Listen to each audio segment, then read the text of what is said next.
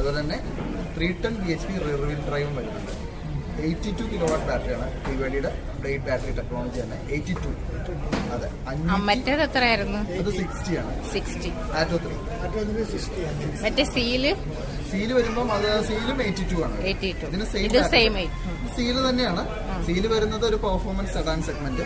ഇത് വരുമ്പോഴത്തേനും coupe SUV, performance coupe SUV എന്ന് പറയുന്ന കാറ്റഗറി. ഗ്രൗണ്ട് ക്ലിയറൻസ് ഉണ്ട്. നല്ല ഹൈറ്റ് ഉണ്ട്, അതുകൊണ്ട് നല്ല ക്ലിയറൻസ് ഉണ്ട്. 160+ ക്ലിയറൻസ് വരുന്നുണ്ട്. അതുമാത്രമല്ല ടെക്നോളജിക്കലി വൈസ് കുറെ കൂടി ഇമ്പ്രൂവ് ആയിട്ടുണ്ട് പ്രൊഡക്റ്റ്.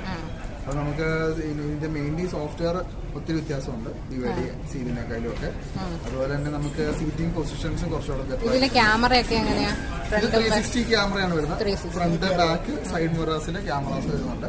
അതുപോലെ തന്നെ ADAS Level 2 advance. Company claim ചെയ്യുന്നത് 564 കിലോമീറ്റർ ആണ്. മറ്റേതും അതല്ലേ? മറ്റേതും അത്രയാണ്. 520. സീലിന് 650. സീലിന്റെ അത്ര റേഞ്ച് ഇതിന് കിട്ടത്തില്ല. കാരണം സീല് കുറച്ചുകൂടെ എയറോഡൈനാമിക് എഫിഷ്യൻസി ഉള്ളതുകൊണ്ട് സെഡാൻ ആയതുകൊണ്ട് കുറച്ചുകൂടെ റേഞ്ച് സീലാണ് കൂടുതൽ. ഇതിന് പ്രാക്ടിക്കലി 520 വരെ കിട്ടും. Practical drive